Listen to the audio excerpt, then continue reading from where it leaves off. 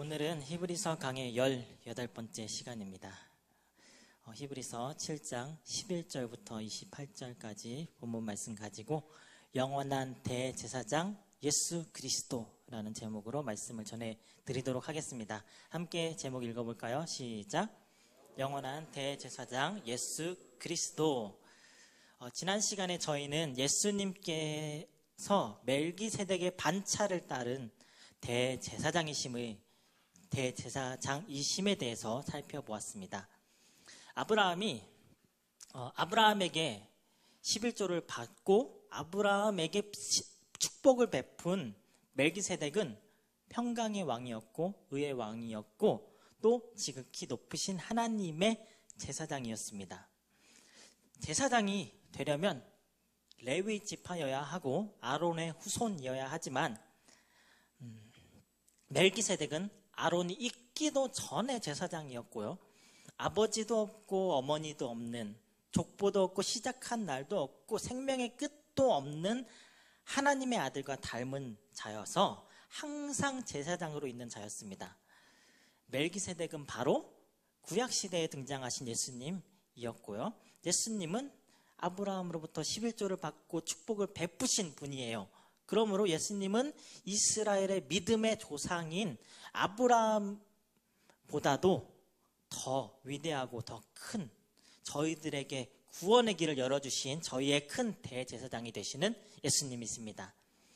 예수님께서 멜기세덱의 반차를 따른 새로운 대제사장이 되신 이유는 이전에 존재했던 레위지파의 아론의 반차를 따른 제사장들, 인간 제사장들이 불완전하였기 때문입니다. 본문 말씀 11절부터 읽어보도록 하겠습니다. 레위 계통의 제사 직분으로 말미암아 온전함을 얻을 수 있었으면 백성이 그 아래에서 율법을 받았으니 어찌하여 아론의 반차를 따르지 않고 멜기세덱의 반차를 따르는 다른 한 제사장을 세울 필요가 있느냐. 제사장이 하는 일의 대표적인 것은 바로 백성들의 죄를 위해서 속죄 제사를 대신 드려주는 것이죠. 하나님 앞에서 죄를 지은 백성들이 그 죄를 가지고 제사장 앞에 동물을 가지고 나오면은 제사장은 그 동물을, 제물을 잡고 그들을 대신해서 하나님 앞에서 그 속죄 제사를 드리며 그 제물의 피의 제사로 인하여 그 백성들의 죄를 하나님께서 사해 주시는, 용서해 주시는 하나님과 이스라엘 사람들, 그 이스라엘 백성들 사이에 중간 연결고리를 해주는 역할을 제사장들이 했던 거죠. 그런데 이런 제사장 제도가 만약 완전했다면, 문제가 없었다면 어찌 다시 멜기세덱의 반차를 따를 새 대제사장이 세워져야 했겠는가라고 히브리서의 저자는 질문을 하고 있는 것입니다. 근데 그 이유는 뭘까요? 그 이유는 바로 제사장들을 통하여서 속죄 제사를 드리고 죄를 용서받았던 이 속죄 제사의 방식은 완전하지 못한 불완전한 방식이었기 때문입니다.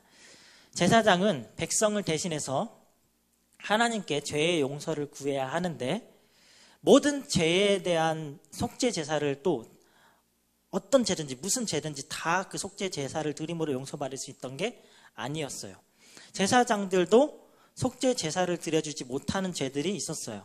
바로 간음의 죄, 우상숭배, 살인 등의 흉악한 범죄들은 율법에서 용서되지 못하고 즉결 심판을 받았기 때문에 제사장도 어찌할 수 없는 죄들이 속죄 제사도 할 수 없는 그런 죄들이었습니다. 레위 지파 아론의 반차를 따라 세워진 이 대제사장들이 동물을 대신 죽게 함으로써 하는 이 희생 제사로서는요, 인간들의 모든 죄를 온전히 사할 수가, 용서받을 수가 없었어요. 하지만 멜기세덱의 반차를 따른 대제사장이 되신 예수님께서는 친히 저희들의 모든 죄를 대신해서 십자가에 달려 죽으시고 모든 죄를 온전히 사해 주셨습니다. 오직 예수 그리스도만이 영원하시고 온전하신 대제사장이십니다. 아론의 반차를 따르던 제사장들은 율법을 쫓아낸 제사장들이었어요. 율법을 따르던 제사장들이었습니다. 하지만 멜기세덱의 반차를 따른 새로운 대제사장이신 예수님께서는요, 이전에 있던 율법을 새로운 율법으로 바꾸셨어요. 본문 말씀 12절을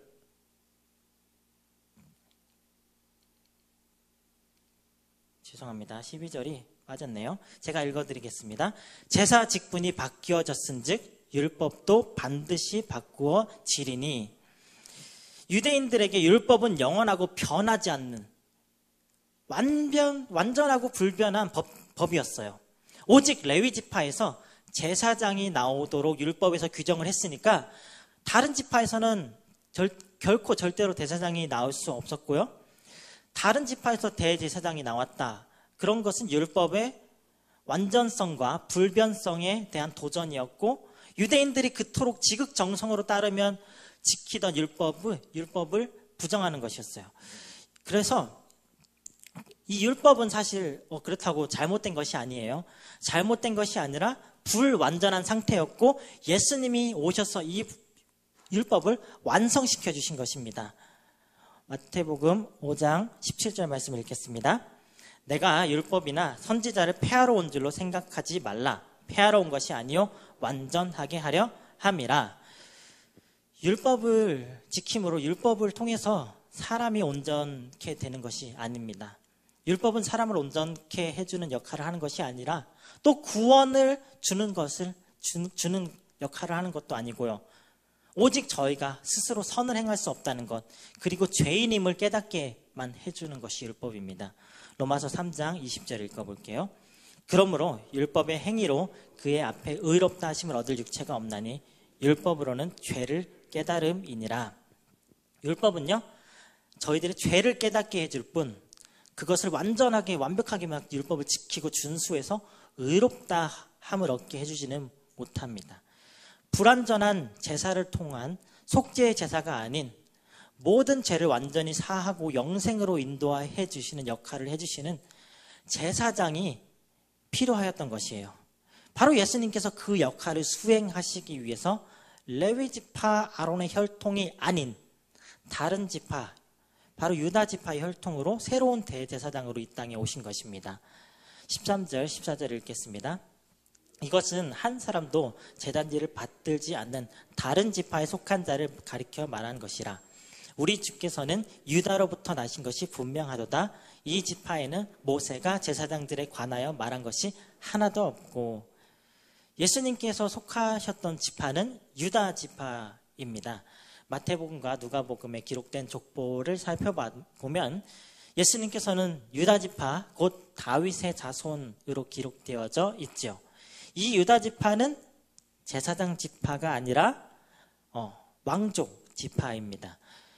구약 성경의 많은 중요한 인물들이 이 유다 지파 출신이었죠. 다윗과 솔로몬, 그리고 많은 그 후손들이 유다의 핏줄들이 왕들이 되어서 유다 지파 출신이었습니다. 다윗과 솔로몬은 솔로몬 같은 많은 왕들이 나왔지만 이 유다 지파에서 제사장이 나온 적은 단 한 번도 없었어요. 율법을 목숨을 다하여 지키는 유대인들은요, 유다 지파 가운데서 제사장이 나온다는 사실을 이해할 수가 없었고 받아들일 수가 없었던 것이에요. 그래서 이 히브리서의 저자는 레위 지파가 존재하기도 전, 레위가 그의 조상 아브라함의 허리에 있을 때 그때 존재했던 멜기세덱이라는 지극히 높으신 하나님의 제사장을 언급한 것입니다. 그래서 예수님의 제사장직이 이 멜기세덱의 반차를 따른 합당한 제사장직임을 계속해서 강조해주고 있는 것이에요. 15절 말씀 읽겠습니다. 멜기세덱과 같은 별다른 한 제사장이 일어난 것을 보니 더욱 분명하도다. 히브리서의 저자는 히브리서의 수신자들에게 창세기에 이 잠깐 등장한 멜기세덱 너희 알고 있지 않느냐? 이 멜기세덱이 하나님의 제사장이었지만 레위인 아니었잖아. 그렇듯이 예수님도 레위 지파 출신이 아니시지만 유다 지파 출신이시지만 이 멜기세덱의 반차를 따라 대제사장이 되신 것이다라고 이야기해주고 있는 것입니다. 계속해서 16절, 17절을 읽겠습니다. 그는 육신에 속한 한 계명의 법을 따르지 아니하고 오직 불멸의 생명의 능력을 따라 됐으니 증언하기를 내가 영원히 멜기세덱의 반차를 따르는 제사장이라 하였도다. 레위인들이 제사장이 된 것은요, 그들의 조상의 혈통을 따라서 가업을 이어받아서 대를 이어서 제사장직을 섬긴 것이에요. 아론으로부터 시작된 제사장직은 그의 아들이 이어받고 또 그의 아들이 이어받아서 계속해서 제사장들이 아론의 후손으로만 이어지게 됩니다. 그렇게 제사장이 된 아론의 후손들은요, 그들이 제사장으로 합당해서 자질이 뛰어나서 능력이 있어서 인격이 좋아서 그런 것에 따라서 제사장이 된 게 아니라 상관이 없이 아론의 후손이라는 이유만으로 자동적으로 제사장직을 이어받아 제사장으로 세워졌고요. 이렇게 유지된 제사장직은 결코 영원할 수 없는 유한하고 불완전한 제사장직이었기 때문에 변하지 않고 영원한 그리고 완전한 죄의 속죄를 줄 수 있는 새로운 대제사장이 필요하였던 것입니다. 바로 예수님께서 육신에 속한 계명의 법을 따르지 아니하고 불멸의 생명의 능력을 따라 제사장이 되어 주신 것입니다. 예수님께서 인간의 육신을 입고 이 땅에 오시고 저희들의 죄를 대신해서 십자가에 달려 죽으셨지만 죽으신 것으로 끝나신 것이 아니라 3일 만에 부활하셨고 지금도 그리고 영원토록 살아계실 영원한 대제사장이 되어주셨습니다. 기독교는 부활의 종교라고 할 만큼 부활의 믿음이 기독교의 가장 중요한 핵심 교리이죠. 예수님이 저희를 위해서 죽으시고 죽음에서 부활하셨다라는 이 사실을 믿는 믿음으로 말미암아 저희가 구원을 얻었고요. 사도 바울도 예수님이 부활하시지 않으셨다면 그리스도인이 믿는 이 믿음이 무의미하다고 이야기하였죠. 고린도전서 15장 14절 말씀 읽겠습니다. 그리스도께서 만일 다시 살아나시지 못하셨으면 우리가 전파하는 것도 헛것이요 또 너의 믿음도 헛것이며. 아론의 혈통을 따른 제사장들은 모두 다 죽었습니다. 하지만 저희들에게는요, 저희를 위해서 죽으시고 다시 살아나셔서 영원토록 살아계셔서 저희와 늘 함께 계시는 예수님이 계시다는 사실을 늘 기억하시기를 바랍니다. 아멘. 계속해서 18절 19절 말씀을 읽겠습니다.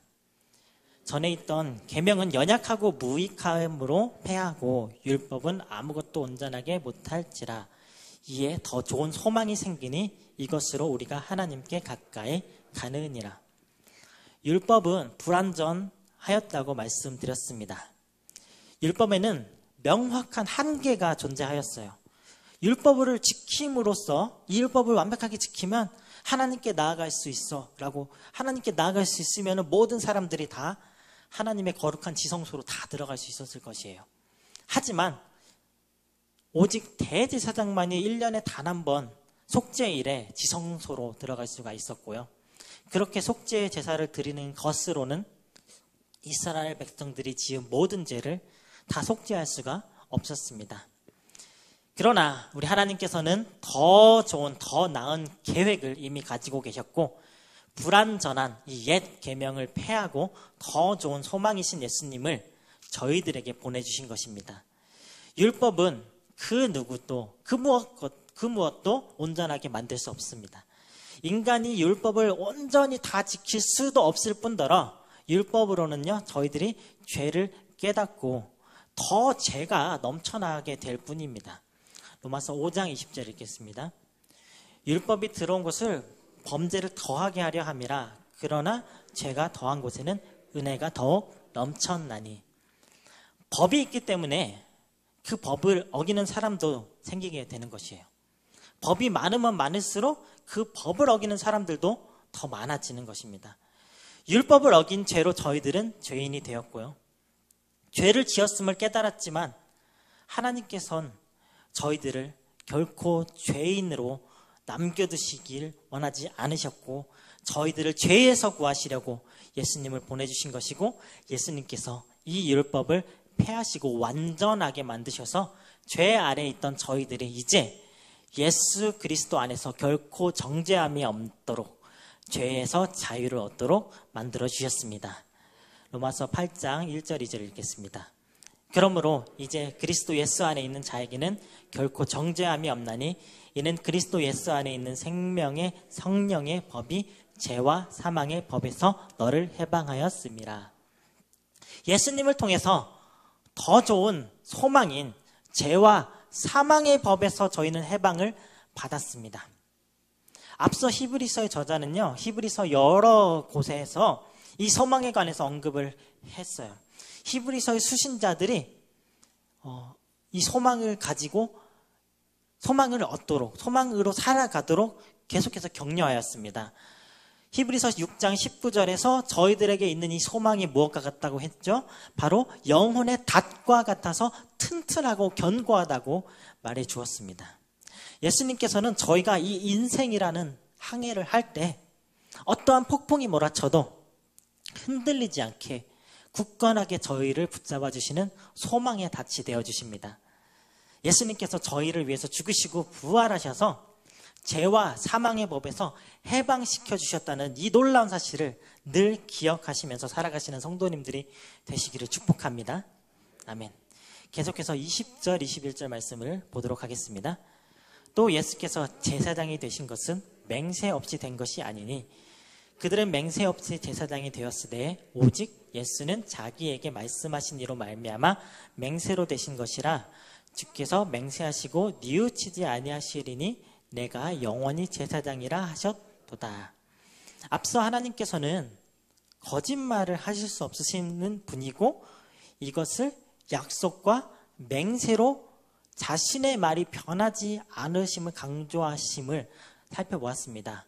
거짓말을 하지 않으시는 하나님이시기 때문에 약속, 맹세도 사실 하실 필요가 없으신 하나님이시거든요.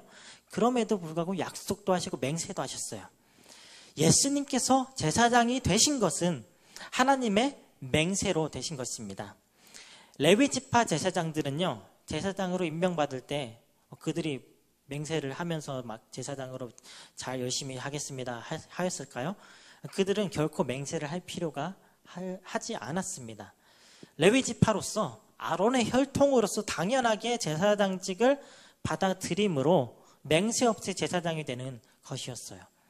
하나님께서 특별하게 누구누구 너가 너랑 너 레위 지파의 누구누구가 제사장 되라 이렇게 지명하시거나 임명하시지도 않으셨고 오직 율법에 따라 레위 지파 아론의 후손들 중에서 제사장이 선출되는 것이었어요. 하지만 예수님께서는요, 예수님은 하나님의 맹세로 제사장으로 임명되신 것입니다. 이 말씀은 시편 110편 4절 말씀을 인용하여서 히브리서 저자가 말한 것이에요. 시편 110편 4절 읽겠습니다. 여호와는 맹세하고 변하지 아니하시리라. 이르시기를 너는 멜기세덱의 서열을 따라 영원한 제사장이라 하셨도다. 다른 레위 지파 계통의 제사장들은 맹세 없이 제사장이 되었고요. 오직 예수님만이 맹세로 영원한 제사장이 되신 것은 예수님의 제사장직이 아론의 계보를 따른 제사장직보다 더 위대하고 뛰어난 제사장직임을 저희는 확신할 수가 있습니다. 예수님께서 영원한 대제사장이 되심에 이 의를 제기할 수 없는 사실은요, 예수님께서 영원히 살아계셔서 다른 누군가로 대체될 수가 없고 예수님보다 더 위대하고 좋은 다른 제사장이 결코 존재할 수가 없기 때문이죠. 그래서 예수님께서 더 좋은 언약의 보증이 되신 것입니다. 22절 말씀 읽겠습니다. 이와 같이 예수는 더 좋은 언약의 보증이 되셨느니라. 예수님께서는요, 하나님께서 약속하시고 맹세하신 사실에 대한 보증이세요. 예수님이 이 땅에 오셔서 하나님의 저희들을 향한 사랑을 보증하셨고요. 생명을 바쳐서 희생하심으로 이 구원의 보증을 확증하신 것이에요. 보증을 할 때 나는 내 생명을 걸고 보증을 한다 라는 것만큼 확실하면서도 아주 대단한 보증이 없죠. 하나님께서는 하나님의 아들이신 예수님의 생명을 보증으로 약속을 하시고 맹세하셨습니다. 그리고 지키셨어요.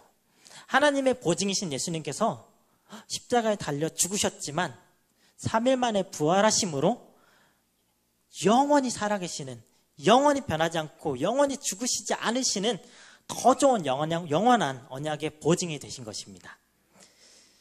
계속해서 23절을 읽겠습니다. 제사장이 된 그들의 수요가 많은 것은 죽음으로 말미암아 항상 잊지 못함이로되 예수는 영원히 계심으로 그 제사장 직분도 갈리지 아니하시느니라. 역사가인 요세푸스는 최초의 대제사장인 아론으로부터 주후 70년경 두 번째 성전의 파괴가 이르는 기간까지 83명, 83명의 대제사장이 이스라엘을 섬겼다고 추정하였어요. 많죠? 83명의 대제사장이 있었대요. 이 83명의 대제사장들은 모두 자신의 맡은 바 제사장직을 수행하다가 결국엔 다 죽어 잠들었습니다. 하지만 예수님께서는 영원히 살아계시는 대제사장이십니다. 예수님께서는 그 어느 누구도 후계자로 삼으실 필요가 없으시고 자신의 대제사장직을 물려줄 필요가 없으신 온 인류의 마지막 대제사장이십니다. 이 예수님만이 저희들을 온전히 구원해 주실 수 있으신 구원자이시고 메시아이십니다. 25절 말씀을 읽겠습니다. 그러므로 자기를 힘입어 하나님께 나아가는 자들을 온전히 구원하실 수 있으니 이는 그가 항상 살아계셔서 그들을 위하여 간구하시느니라. 간구하십니다. 예수님께서 이루신 이 십자가의 죄사함은요, 단번에 이루신, 단번에 인류의 죄를 다 용서하신 완전하신 사역입니다. 예수님께서 십자가에서 저희들의 죄를 단번에 용서해 주시고 휘장을 찢으시고 담대히 저희가 하나님께 나아갈 수 있는 길을 열어주신 것이에요. 히브리서 10장 10절을 읽겠습니다. 이 뜻을 따라 예수 그리스도의 몸을 단번에 들이심으로 말미암아 우리가 거룩함을 얻었노라. 또 예수님께서는요, 지금도 항상 살아계셔서 하나님 우편에 앉아 계시고 저희들을 위해서 하나님께 중보 기도를 올리시고 간구하고 계십니다. 예수님께서는 저희들의 영원한 큰 대제사장으로서 하나님과 저희들 사이에서 중재자가 되시고요, 저희들의 기도를 들으시고 예수님의 이름으로 기도하는 저희들의 기도를 결코 잊지 아니하시고 다 하나님께 올려드려주시는 저희들의 영원한 중보자가 되어주십니다. 예수님 같은 대제사장이 어디 있겠습니까? 오직 예수님만이 저희들의 참되시고 영원하시고 합당하신 대제사장이십니다. 26절 읽겠습니다. 이러한 대제사장은 우리에게 합당하니 거룩하고 악이 없고 더러움이 없고 죄인에게서 떠나 계시고 하늘보다 높이 되시니라. 예수님께서는요, 거룩하신 분이세요. 예수님께서는 죄가 없으신 분이시고 또 하나님의 아들이시면서 하나님이셔서 악이 없으신 분이십니다. 또한 더러움이 없으신 분이신데요, 이 죄악된 세상에 인간의 몸으로 오셔서 죄인들과 섞여 살으셨지만 결코 어떠한 더러움에도 물들지 않으셨습니다. 그리고 죄인들의 친구가 되어주셨지만 죄가 없으시기 때문에 죄인에게서 떠나 죄인들과 구별된 존재로서 저희들의 죄를 대신 감당하실 수 있는 죄 없으신 존재로 온 인류의 죄를 지시고 십자가에 달려 죽으셨습니다. 그리고 죽으신 지 3일 만에 부활하시고 마침내 하늘보다 높이 되신 하나님 우편에 앉아 계신 저희들의 대제사장이 되신 것입니다.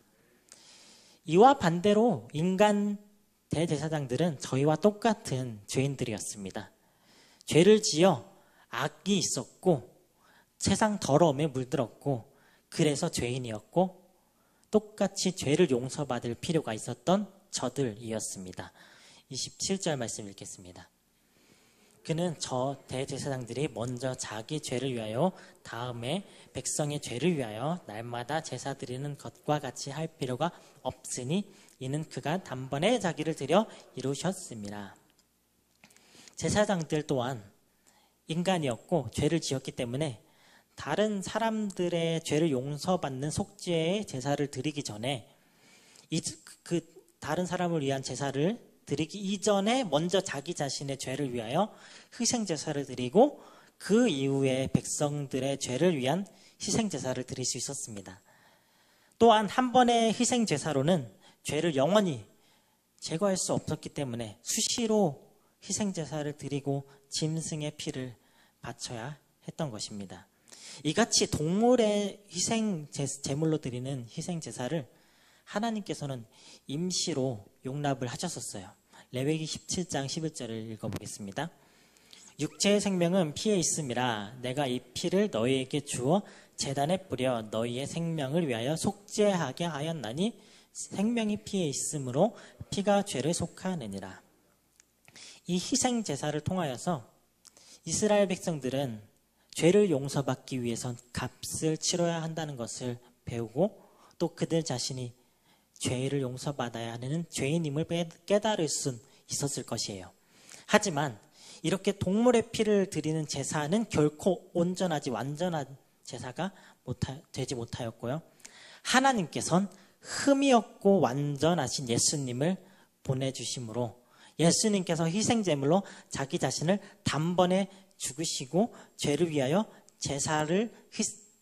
제물이 되어 주심으로 희생제사 제도를 없애주신 것입니다. 히브리서 10장 18절을 읽어보겠습니다. 이것들을 사하셨은즉 다시 죄를 위하여 제사 드릴 것이 없느니라. 더 이상 유대인들은요 희생제사를 드릴 필요가 없고요. 유대인들뿐만 아니라 예수님을 믿는 모든 사람들이 믿음으로 말미암아 죄사함을 받았기 때문에 죄를 없애기 위해서 더 이상 희생제사를 드리는 동물을 제물로 바치는 다른 죄를 용서받는 다른 방법을 찾아 헤맬 필요가 없어진 것입니다. 28절 말씀 읽겠습니다. 율법은 약점을 가진 사람들을 제사장으로 세웠거니와 율법 후에 하신 맹세의 말씀은 영원히 온전하게 되신 아들을 세우셨느니라. 히브리서의 저자는요 제사장들이 아무리 대단하여도 결국엔 약점을 가진 저희와 똑같은 인간인 제사장이라는 사실을 말해주고 있어요. 그래서 약점이 없으신 온전하신 하나님의 아들이신 예수 그리스도께서 하나님의 약속의 맹세의 보증으로 이 땅에 오셔서 저희들의 영원하시고 완전하신 대제사장이 되어주신 것임을 강조하고 또 강조하고 있는 것입니다. 하나님께서 저희들을 구원하시기 위해서 나를 구원하기 위해서 이렇게까지 계획하시고 예수님을 보내주시고 또 복음이 전파되게 하셔서 오늘날 저희들에게도 이 복음이 전파되고 이 대제사장이신 예수님이 예수님의 복음을 듣고 믿고 또 예수님을 믿는 믿음을 저희들에게 믿음 또한 주셔서 구원을 받게 해주심이 얼마나 놀라운 감동의 실화임을 저희들은 가끔 잊고 살아가죠. 한 이야기를 들려드리겠습니다. 오래전에 일본에 한 사형수가 있었습니다. 정부는 그 사형수인 청년의 사형을 집행하는 대신에 북해도에 있는 탄광으로 보냈다고 해요. 어느 날 그의 늙으신 어머니가 면회를 왔어요. 그렇지만 이 사형수인 청년은 마음이 강팍해져서 그 어머니를 향해서 불같이 화를 내고 어머니를 내쫓았습니다. 그러자 어머니는 보따리 하나를 내놓으면서 조용히 말했습니다. 난 돌아갈 테니 이것을 받아라. 방에 돌아와서 그것을 풀어보니 그 보따리 안에 성경책이 있었다고 해요. 짜증을 내면서 그 보따리 성경책을 던져버렸습니다. 며칠 후에 방을 함께 쓰던 사람들이 성경책을 발견하고 그들은 성경책을 한 장씩 뜯으면서 담배를 말아 피웠다고 합니다. 그것을 보고 그 청년이 사형수가 그래도 어머니께서 먼 길을 마다하시고 오셔서 주신 것인데 라고 성경을 도로 빼앗아서 성경책을 읽기 시작하였다고 합니다.